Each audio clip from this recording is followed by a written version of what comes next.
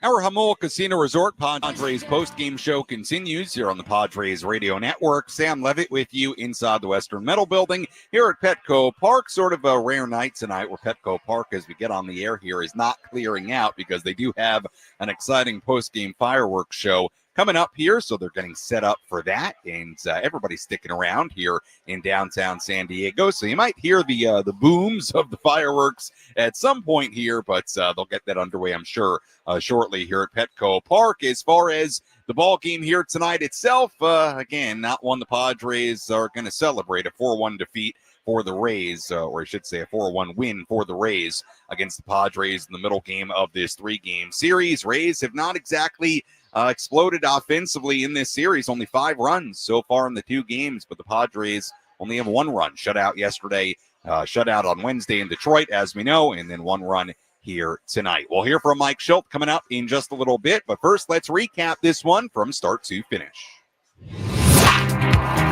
Which moments determine the outcome of today's game?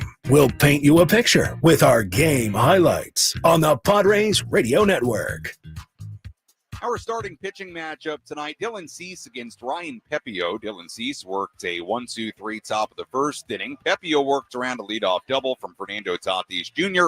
in the bottom half of the inning. Padres had 3 at-bats with a runner in scoring position in that opening frame, but they did not score. Both pitchers tossed the scoreless second. Cease got the first out of the third, but then it was Brandon Lau.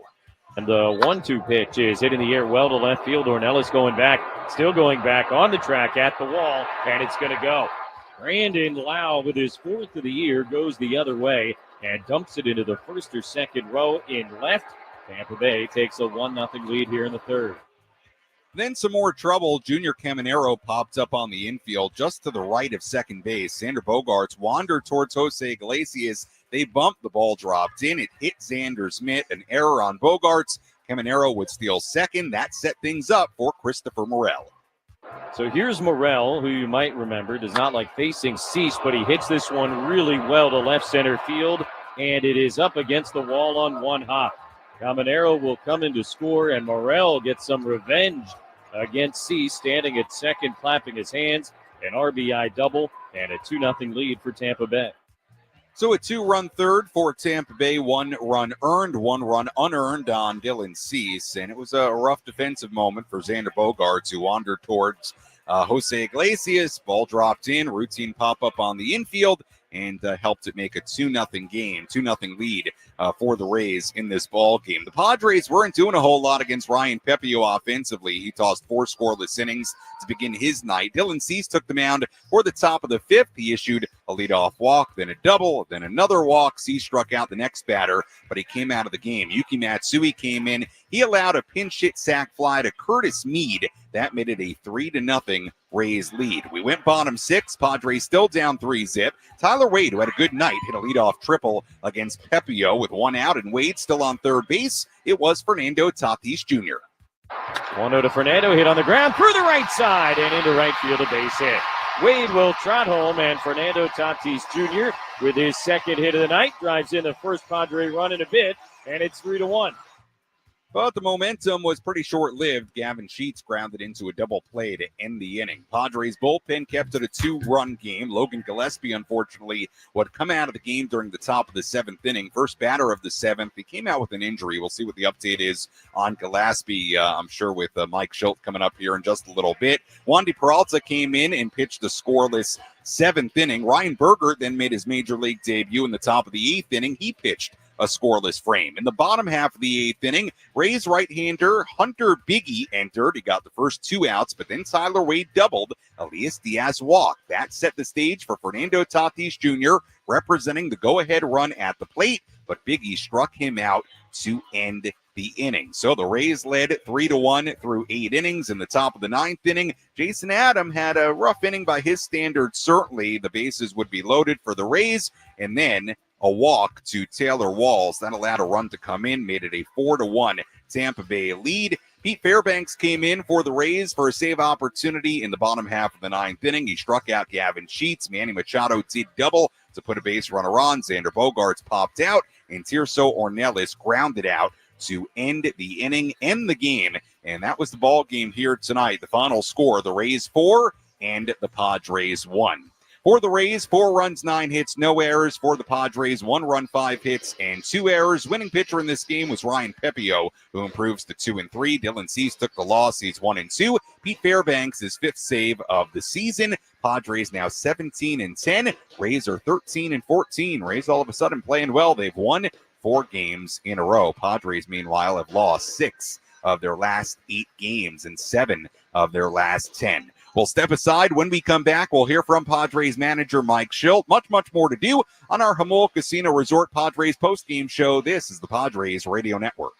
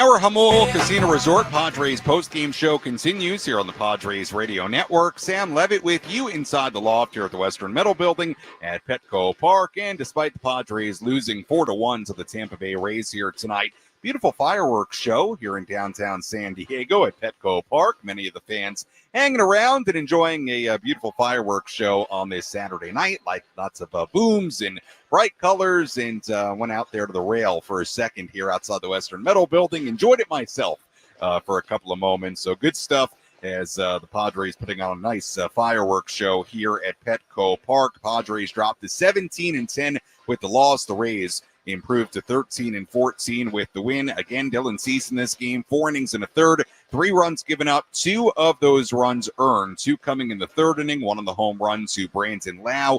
And then a drop pop-up on the infield. Xander Bogaerts, Jose Iglesias bumping on a routine pop-up.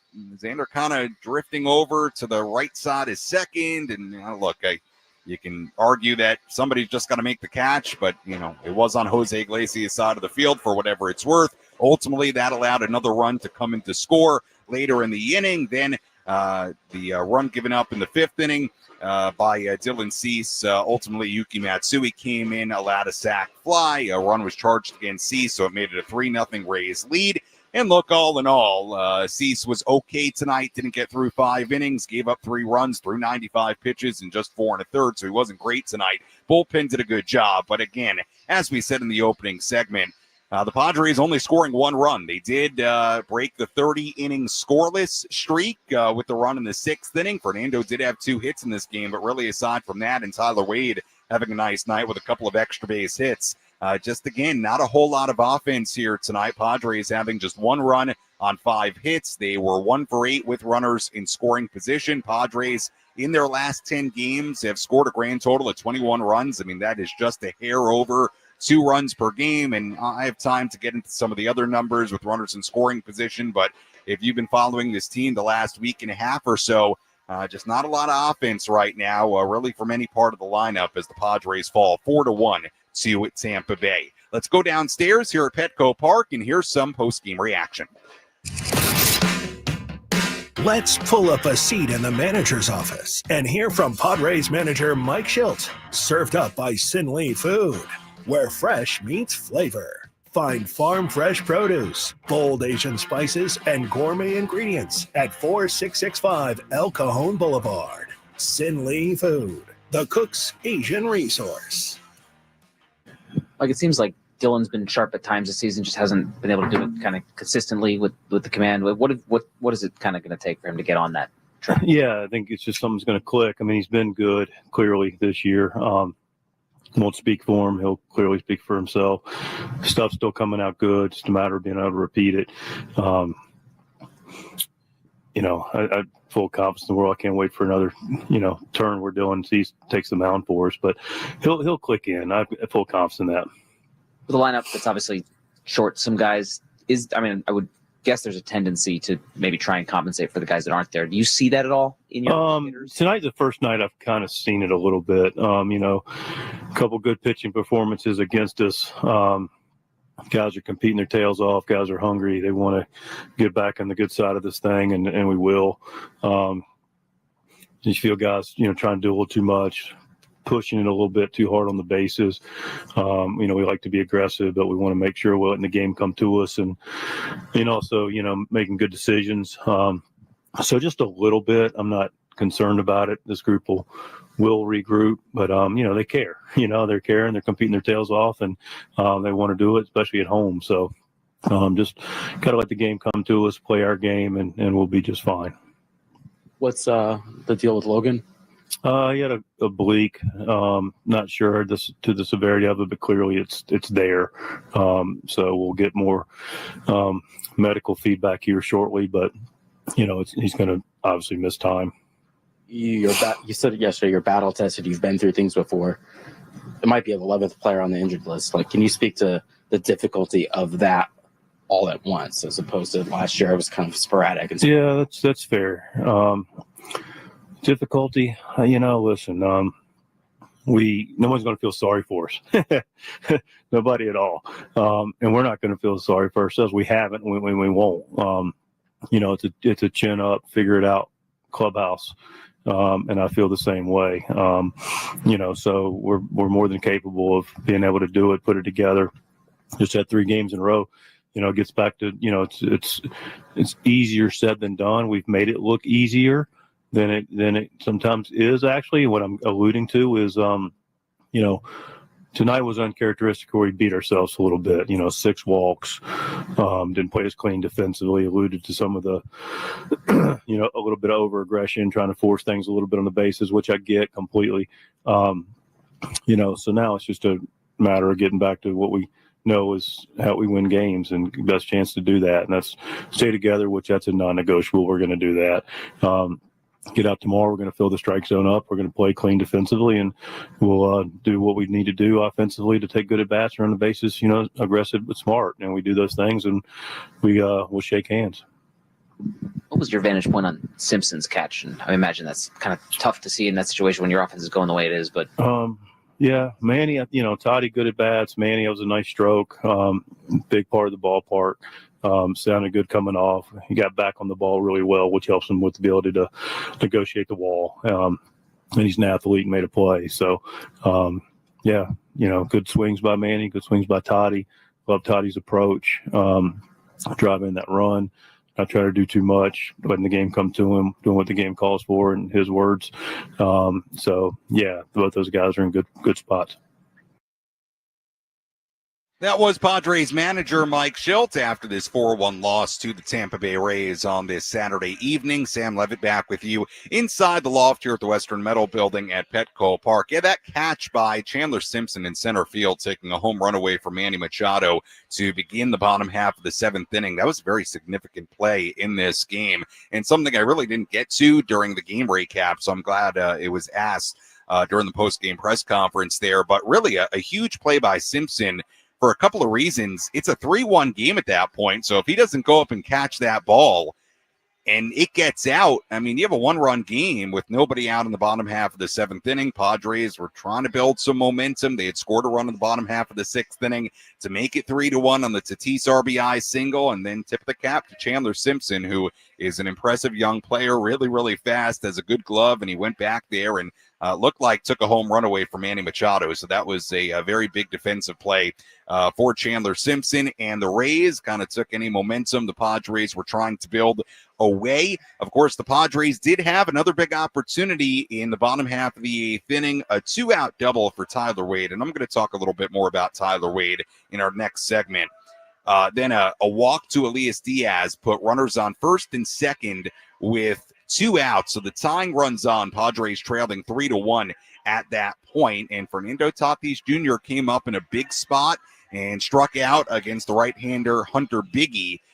And that was the end of the rally. So Fernando had a big opportunity there. Now, look, of all the guys on this team and in this lineup, you're not going to find me here tonight, or really for the immediate future, getting on Fernando Tatis Jr. Even tonight, when this team continues to struggle offensively, and quite frankly, last night as well, Fernando had a couple of hits. I mean, Fernando had a double to start the game. He had an RBI single, lone run the Padres scored tonight and have scored in the last 3 games.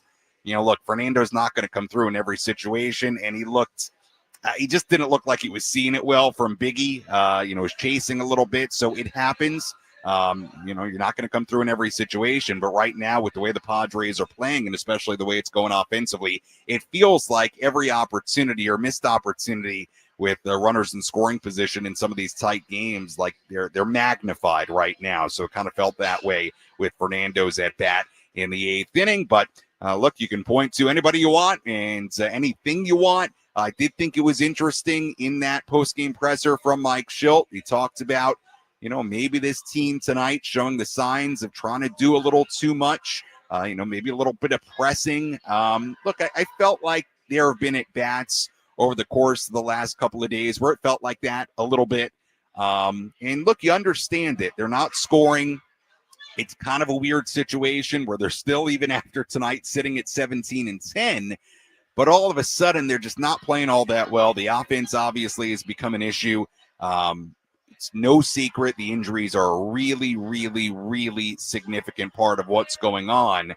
And there just seems to be a lot of pressure, especially on the top of this lineup, to do something, get something going, because not a whole lot is coming out of the bottom half of this lineup right now. So it's a tough spot.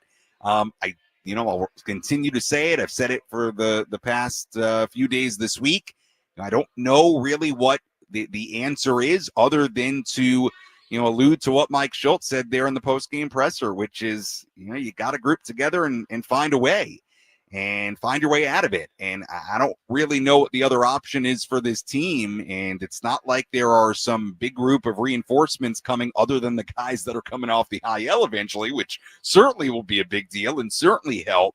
But, Padres, take tomorrow's game as an example. You got to band together and find a way to not get swept tomorrow and try to essentially do, I suppose, what they did in Houston and what they did in Detroit, which was not allow those series to really unravel. I mean, they did take one game in each of those series, so I suppose it's sort of the same kind of thing heading into the final game of this series against Tampa Bay tomorrow. We'll step aside. When we come back, we'll get to our relief pitcher of the game. We'll talk about some of the bright spots in this game for the Padres. There were some And we'll also have our catch of the game. Full look at the out-of-town scoreboard. Your phone calls at 833-288-0973, 833-288-0973. Phone number to call. Final score, Rays 4, Padres 1. This is the Padres Radio Network.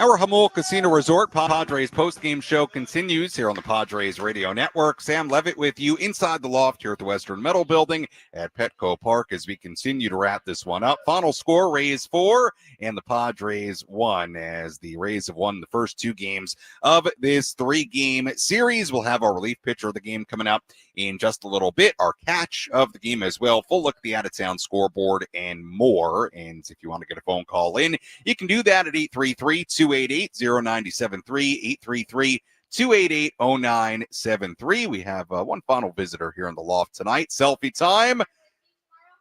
All right, there we go. Nice to meet you. Okay. Where was I? 833-288-0973, the phone number to call. 833-288-0973. I may have said the phone numbers for phone number four times in a row. Sorry, the selfie takers got me flustered. If you can find me on social media, you can do that as well. Find me on X at Sammy Lev, SAMMYLEV. Instagram DM's open as well. Sammy Lev there too, SAMMYLEV.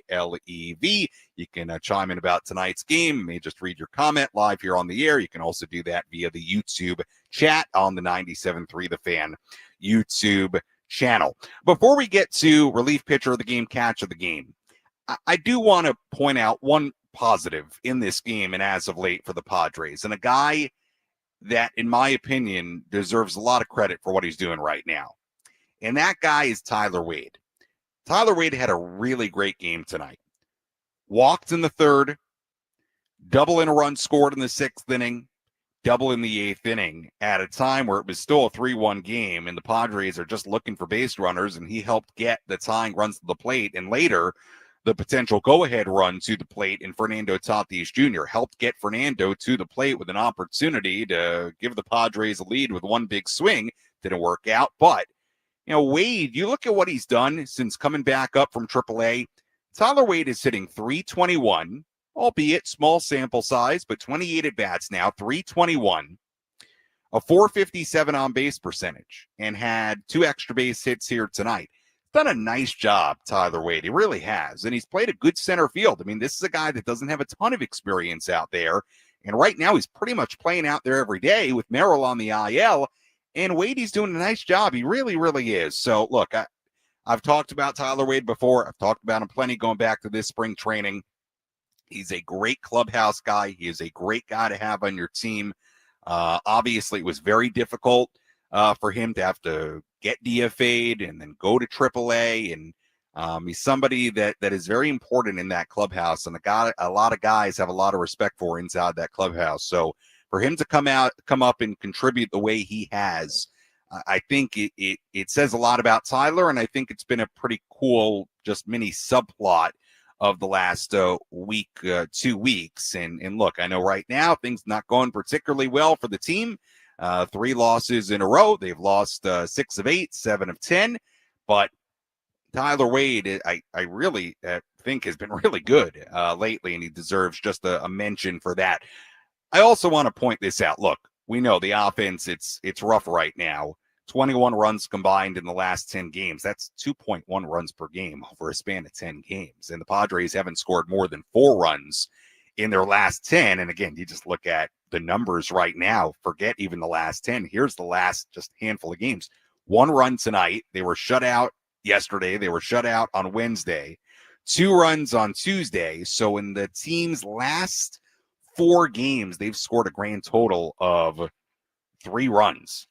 So it's been rough. And look, a big part of it has been the issues with runners in scoring position. And it's not like the Padres are not in these games. They're not getting blown out in these games. And that's a credit to the pitching staff and how good the bullpen continues to be, including tonight.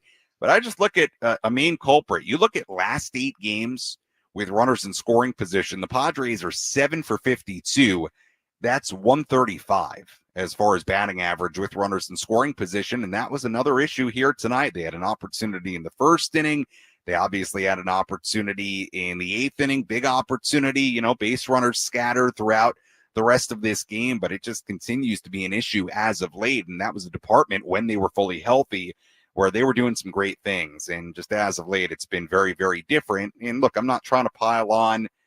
I'm just giving you the numbers. And certainly, I think of all the things going on right now, and you can talk about injuries, you can talk about, some guys at the top of the lineup not swinging it particularly well, guys who are getting opportunities in the bottom half of the lineup, some of them not swinging it particularly well. You can get to all that.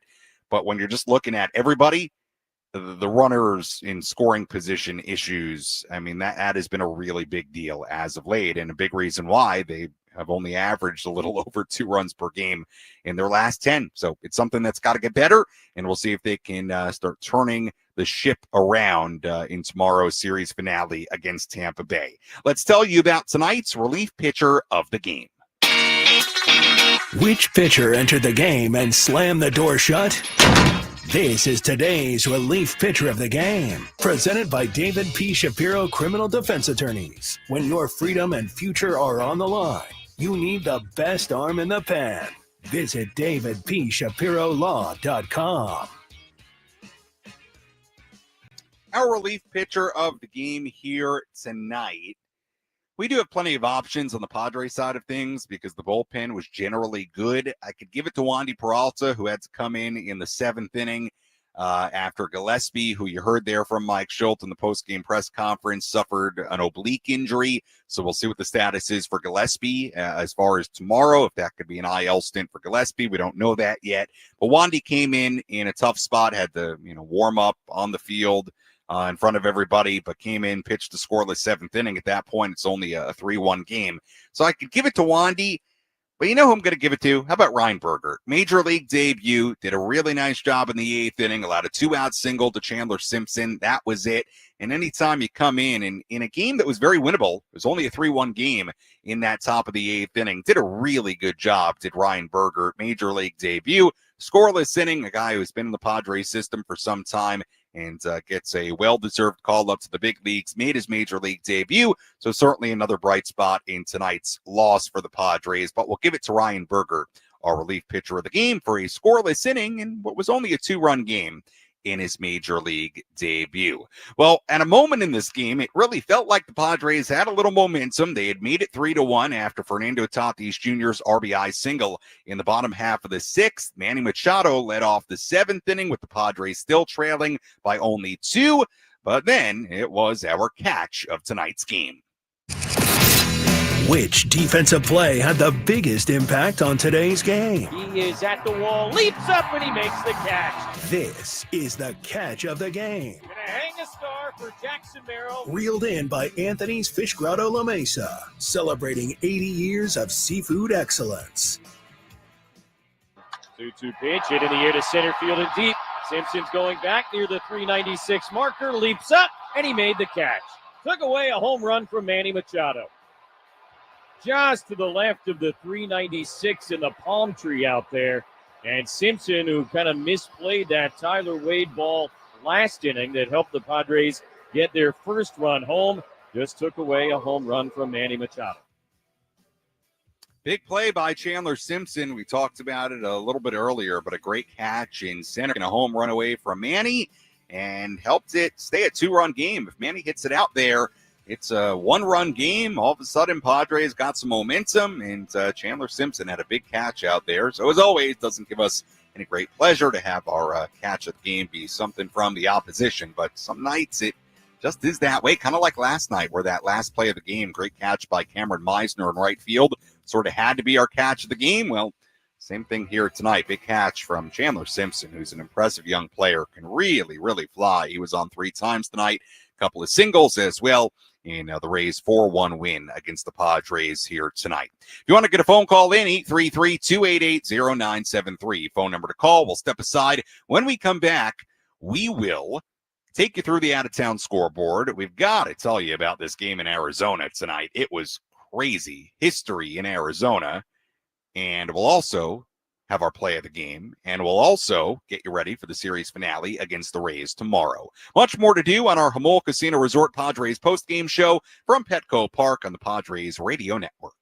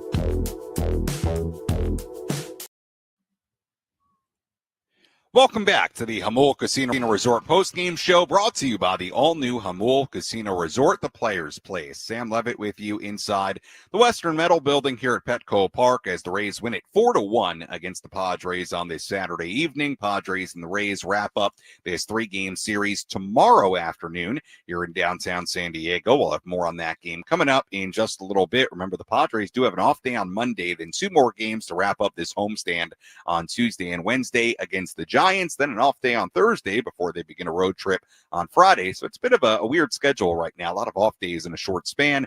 Again, off day on Monday, and then they'll wrap up with a short 2-game series against the Giants here at home before the Padres go back on the road. We will have a full look at the out-of-town scoreboard coming up in just a little bit. We'll also hear tonight's play of the game and get you ready for tomorrow. But first, let's go to the phones. 833-288-0973. 833-288-0973. Phone number to call. And we begin things with Gonzo calling in from Ocean Beach. Hi, Gonzo. You're on the Padres Radio Network. Sammy, my boy. Happy Saturday. Hey, appreciate your stellar performance on your show, as usual. Thank you. Just got a couple things to say. You win as a team, you lose as a team, and we've definitely been losing as a team. Mm-hmm. But I would like to put the blame on one person, but they all wear the same name on the front of their jersey. So not much you can do about that. Just do better and stop dwelling on it. But I really thought that the last dagger was Simpson on that grab. That was pretty amazing. Yeah, With the Gonzo weather was we had this morning, was that a factor at all or no? I don't know. I'm no meteorologist, Gonzo, but appreciate the phone call as always. The catch by Simpson was big. Again, took a lot of momentum away. If he gets that out, if Manny does, it's a 1-run game. And all of a sudden, Padres maybe are finding a little bit of life offensively. Who knows what happens after that? But Simpson's a really good young player, made a great catch in center field and looked like he certainly took a home run away from Manny Machado in that spot. So big play by Simpson, tip of the cap to him. And, look, to your point, you're right, Gonzo. You win as a team, you lose as a team. And I've said the numbers earlier, and again, you can't say any of this without the big context of how many injuries this team is dealing with. And look, it's not an excuse, and nobody in that clubhouse would use it as an excuse, but it is reality right now. And this is a very compromised lineup right now. It just is. They're missing a ton of pieces, and they feel like a totally different offense than what they were in the first couple of weeks of this season. And the record shows that, and the offensive numbers show that. But right now it is about, as Mike Shildt alluded to during the postgame press conference, it's about finding solutions and figuring it out until some of these guys get back. And, look, again, the offense has not been pretty. 2.1 runs per game on average. The last 10 games, they haven't scored more than 4 in 10 games.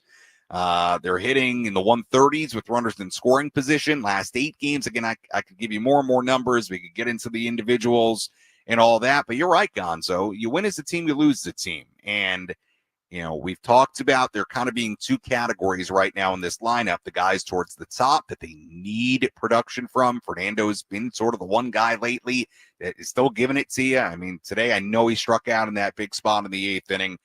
But Fernando's been so good, he's not going to come through in every single runners in scoring position situation. He did earlier in the game in the 6th. Had 2 hits in this game still, had 2 hits yesterday, despite the Padres getting shut out again. So look, they need more from the top. They need more from the bottom half as well, from some of these guys that are filling in. Mike Shildt, I think, is a little bit handcuffed in some of these late game spots where before, when there weren't the injuries, you were seeing more pinch hitting, you were seeing more matchups late in the game, righty, lefty. And right now they don't have the guys to really do that with. So it's like the injuries are affecting them in a lot of different ways right now offensively. And they're going to have to get through it until guys start getting back. It sounds like there's a possibility Luis Ariz could be back on Tuesday. He was out there today taking ground balls, took BP, was in the clubhouse, had his usual smile on, is feeling better. You hope he could be back Tuesday when he's eligible to come off the IL. It sounds like that is a possibility, but we'll see. Obviously, it's a kind of a day-to-day situation with the concussion IL. We know Jackson Merrill's been taking positive steps. We know Brandon Lockridge has been taking positive steps. I'm not totally sure what the status is with Hayward right now. I think he's done some flips and things like that as far as yesterday, the update we got yesterday. So guys are working their way back, and when they get back, it's going to change the dynamic of this offense totally. To be honest with you, I'm not really worried about this offense when they're healthy, but they're being tested in a major way right now. And it feels like it, man. The results have shown it. So, I wish it was as simple as, guys get injured and then these guys fill in and you just don't miss a beat. And sometimes it does work that way. Sometimes it doesn't. And right now it's not working that way for the Padres. Let's take a full look at the out-of-town scoreboard on this Saturday. Let's take a trip around the bigs to highlight the scores that matter most with our out-of-town scoreboard. Presented by Jensen Premium Beef Patties. Always a hit for grilling. We take a look at scores from around the major leagues. Everything has gone final. One postponement today. Let's start with that. Yankees and the Blue Jays in the Bronx. They will make that game up as part of a doubleheader tomorrow at Yankee Stadium. Mariners beat up on the Marlins 14-0 in Seattle. Dodgers beat the Pirates 8-4 in LA. Kike Hernandez, a 3-run home run in that game for the Dodgers. Braves beat the Diamondbacks 8-7 in Arizona. Wild game, the final in 10. Eugenio Suarez hit four home runs in that game for Arizona, the fourth of which tied the game at 7 in the bottom half of the ninth inning. How about this? A note here from OptaStats. Eugenio Suarez became the first player in Major League history to homer in 4 consecutive at-bats. That's another part of it. He was 4 for 4 at-bats, 4 home runs with the at-bat in the ninth inning. Home run in 4 consecutive at-bats. Let me restart this. Eugenio Suarez was the first player in MLB history to homer in 4 consecutive at-bats in a game, but still lose. So, it is kind of amazing. He hits 4 home runs, and the D-backs lost the game 8-7 and 10 to the Braves. But pretty incredible night for Eugenio Suarez. But, hey, Arizona win the game. My goodness. Royals beat the Astros 2-0 in Kansas City. Vinny Pasquantino, a home run in that one for KC.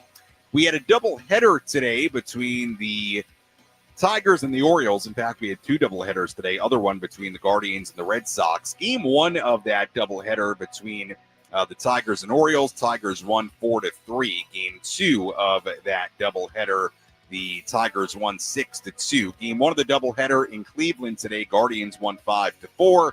In game 2 of that doubleheader, Red Sox won 7-3. So Red Sox and Guardians split that twin billing, and the Tigers swept the doubleheader from the O's. Mets beat the Nationals 2-0 in D.C. Francisco Alvarez, a home run in that game for New York. White Sox beat the A's 10-3 in Sacramento. It was the Giants over the Rangers 3-2 in San Francisco. Patrick Bailey had a pinch hit walk-off hit in the bottom half of the ninth inning for the Giants in that game. A pinch hit RBI single to win it for San Francisco. They're now 18-10. Phillies beat the Cubs 10-4 in Chicago. Max Kepler home run in that one for Philadelphia. Reds beat the Rockies 6-4 in Colorado. Austin Hayes, a couple of home runs in that one for Cincinnati. Cardinals beat the Brewers 6-5 on a walk-off home run for Nolan Arenado in the bottom half of the ninth inning. Twins beat the Angels 5-1 in Minnesota. And that was it. A full look at the out-of-town scoreboard, including 2 doubleheaders for you on this Saturday across the major leagues. All right, let's squeeze in one more phone call. We go to Daniel calling in from San Diego. Daniel, you're on the Padres Radio Network. Go ahead. Hey, thank you for taking my call. I just wanted to express the disappointment I have, not on the Padres, the organization, or the players, but us as fans. I watched and heard that last inning after Bogarts struck out. Us as fans should be supporting our team and players, and I heard them boo. And this ain't the first time. This has been going on. How everybody talks bad about Bogarts. This guy is a ball player. He can play. I mean, the effect that it could have, us booing him and what I mean, we got the best team in the league. What are you doing? Encourage him. Don't discourage him. Every single, I mean, the guy before me you spoke with, he said we win as a team and we lose as a team. You know what I'm saying? You don't blame one person. Yeah. We got to blame ourselves as a team. And it's not just one person. And I was just so disappointed with I mean, where were they? Where were all these fans in 2010? Where were all these fans in 13, 14, 15, 16, 17, 18? No, not all of a sudden we're selling out seats and tickets, and I'm glad, I'm happy. I love to see all these new fair weather bandwagon Padre fans. Don't get me wrong, I love them. I see them, but to sit there Daniel, and I don't know, man, it just made me mad. Daniel, thank you for the phone call. Let me just hop in here. Look, first I want to start with Xander. Actually, let me start with the fans first. Look, shout out to the fans, 44,000 plus in the building here tonight, nearly 45,000. The 13 sellout and 15 openings. The fans here continue to be amazing in the way they show up, night in, night out, day, night, chilly, hot, doesn't matter. Incredible stuff from the fans, continuing to show up, support this team, and they've been like that for years now, right? It's been part of what has made Petco Park the last handful of years. So shout out to the fans who continue, and I say this all the time, who continue to make this place rock and make it the environment that it is. Daniel, look, I never tell fans how to fan. They're paying to come in here, and booing it can be part of what happens. You have a right not to like it. I tend to say fans have a right to express themselves. I understand not all fans are going to be like that. And look, I think, if you were going to ask most of the guys in that clubhouse, they would, I think a lot of those guys kind of understand the reaction that happens sometimes when things aren't going well. And Xander's somebody who played in Boston and, has played under big expectations. I don't want to speak for those guys, but I would imagine that they would probably understand, that reaction from the fans. And I personally, I just never tell fans how to fan when they're here. Daniel, you're certainly entitled to your opinion, but I'm never going to tell people how to, unless it's inappropriate in some way, but, how to express themselves as fans who pay money to come to the games. But look, I'm sure there are people out there, Daniel, that share your sentiment. And I really stray away from telling fans how to fan. I just do. And I think a lot of the guys in that clubhouse would understand. It's not the first time we've heard some booing here over the last handful of years. Look, on just Xander and the team, I know. I mean, look, it's no secret to anybody. It's been a rough couple of days for Xander in particular. You kind of put that on top of what's a rough skid for him now and the last couple of years. And look, I've said it many times before. I'm rooting for Xander. I like Xander a lot. He's a really good guy in that clubhouse. He's won before. I'm hoping he gets it going. I really do. I root for Xander Bogaerts to do. And look, the best version of the Padres is going to be with Xander playing well and contributing. But back to our first caller's point, and to me, this is where I land on this whole situation is, look, the Padres losing 3 in a row, losing 6 of 8, losing 7 of 10. It's not all on Xander Bogaerts right now. Okay. The offense as a whole has been really quiet.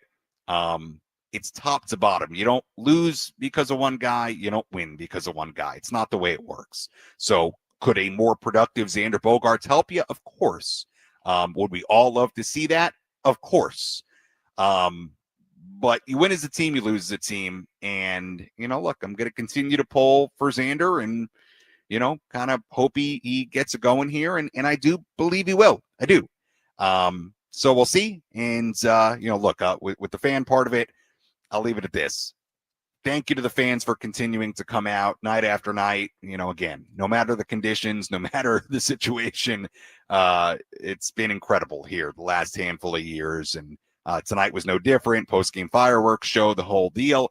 and hopefully starting tomorrow, some things to cheer about, because I understand last couple of days there hasn't been a ton to cheer about. So hopefully tomorrow is a better day for the Padres, and gives the fans a little bit more to cheer about tomorrow. One can hope. All right, let's hear tonight's play of the game. The line between winning and losing can be razor thin. Which play was the difference between victory and defeat? This is today's play of the game, presented by Bill Howe Plumbing, Heating, and Air. And the 1-2 pitch is hit in the air well to left field. Ornelas going back, still going back on the track at the wall, and it's going to go. Brandon Lau, with his 4th of the year, goes the other way and dumps it into the first or second row in left. Tampa Bay takes a 1-0 lead here in the 3rd. Well, as always, doesn't give us any great pleasure to be handing out plays of the game to the opposition, but sometimes it's just that way, and last handful of days it's kind of been that way. So, Brandon Lau, the home run in the 3rd inning, gave the Rays a 1-0 lead. They wouldn't look back in this game. They'd go on to win it 3-0, and or should say go on to take a 3-0 lead, and then ultimately win this game by a final score of 4-1. But the Lau home run, our play of the game. And again, we do like giving plays of the game to the Padres, but when you're not scoring a ton nor winning the games, it gets a little difficult. So, hey, tomorrow maybe we'll get back to more of the positive for the play of the game category. All right, if you missed any portion of our post-game coverage, you can go back and listen to all of it on the Inside San Diego Baseball podcast, available on the Odyssey app or wherever you find your podcasts, or you can go back and watch any portion of our post-game coverage on YouTube on the 97.3 The Fan YouTube channel. Taking a look ahead to tomorrow. First pitch tomorrow at 1:10 p.m. Our EcoWater SoCal Padres pregame show will begin at 12:10. Right-hander Zach Littell on the mound for the Rays. Right-hander Randy Vasquez on the mound for the Padres. Again, first pitch tomorrow, 1:10 p.m. And our pregame coverage begins at 12:10. Taking a look at the final totals here tonight. For the Rays, 4 runs, 9 hits, no errors. They left on 12. For the Padres, 1 run, 5 hits, 2 errors. They left on 4. Winning pitcher, Ryan Pepio, who improves to 2-3. Losing pitcher, Dylan Cease, who drops to 1-2. The save goes to Pete Fairbanks, his 5th of the season. Time of game, 2 hours and 54 minutes. And the crowd here at Petco Park, 44,768, the 13th sellout of the 2025 season. Once again, first pitch tomorrow at 1:10. We get things started with our pregame coverage at 12:10. Until then, for our great studio coordinator, Bobby Sharton, I'm Sam Levitt saying so long and good night from Petco Park. Again, the final score tonight, the Tampa Bay Rays 4 and the San Diego Padres 1. We'll talk to you tomorrow on the Padres Radio Network. Have a great night, everybody.